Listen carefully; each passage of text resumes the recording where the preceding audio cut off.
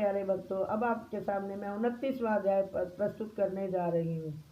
राजा पृथु पूछने लगे कि हे नारद जी, आप वेद शास्त्र तथा पुराणों के जानने वाले हैं, तो कृपा करके यह बताइए कि किस देवता की कितनी कितनी परिक्रमा होती है और उनका क्या फल मिलता है। यह बात सुनकर नारद जी कहने लगे कि देवी की 1, सूर्य की 7, अग्नि की 7, गणेश जी की 3, शिव जी की आधी, पितरों की 3 अथवा 4 तथा विष्णु की 4 परिक्रमा होती है। इस संबंध में ब्रह्मा जी का कहा हुआ यह इतिहास सुनो, जिसमें बृहस्पति जी तथा इंद्र का संवाद है। वैवस्वत मनवंत्र में एक समय सब देवताओं सहित इंद्र बृहस्पति जी के पास जाकर उनसे पूछने लगे कि हे गुरुदेव, ब्रह्म काल से पहले यह सृष्टि कैसी थी, इंद्र तथा अन्य देवगण कैसे थे और उनका कर्म कैसा था। यह सुनकर बृहस्पति जी कहने लगे, उस समय की बात तो हम भी नहीं बता सकते, क्योंकि उस समय को 6 मनवंतर बीत चुके हैं। परंतु आपके ही नगर में एक सुधर्मा नाम वाला है, वह सब कुछ बता सकता है, अतः उसके पास चलिए।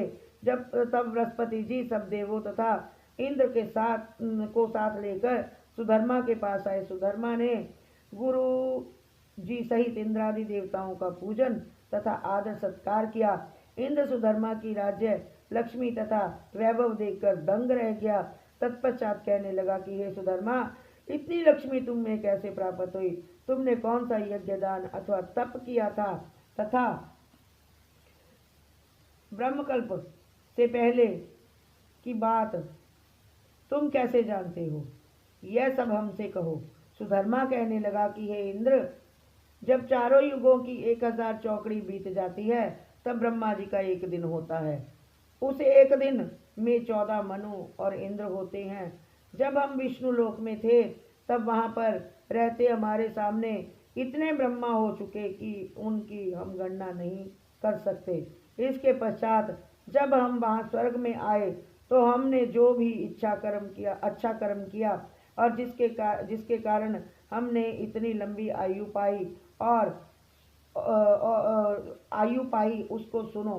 पहले जन्म में हम मांस खाने वाले गिद्ध थे। एक समय कार्तिक शुक्ला नवमी को श्री विष्णु के मंदिर पर बैठे हुए थे, तभी एक शिकारी ने हमको बाण मारा, जिससे हम घायल होकर मंदिर में आ गिरे। उसी समय मांस के लोभी एक कुत्ते ने आकर मुझको पकड़ लिया। उस कुत्ते को देखकर और कुत्ते भी वहां पर आ गए। वह कुत्ता उनके डर के मारे मंदिर के चारों ओर चक्कर लगाने लगा।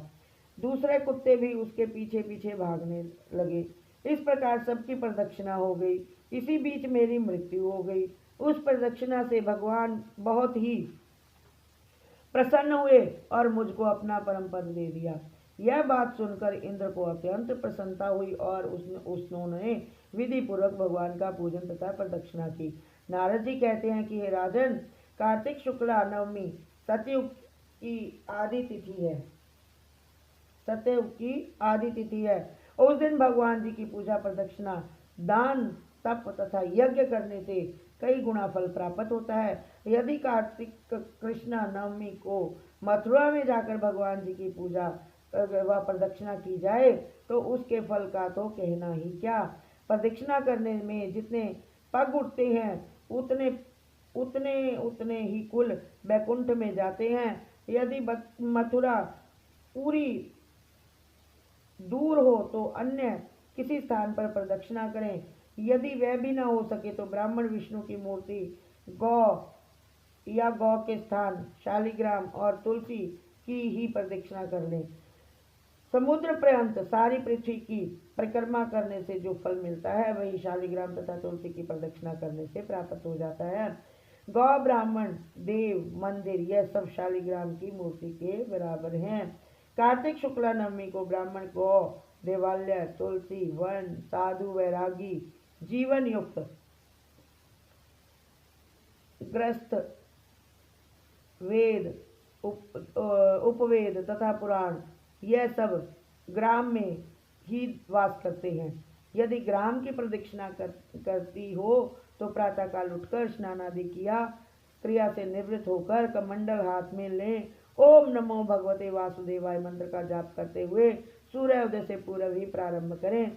ब्राह्मण देवस्थान तथा शालिग्राम की मूर्ति की प्रदक्षिणा सूर्योदय के बाद भी की जा सकती है।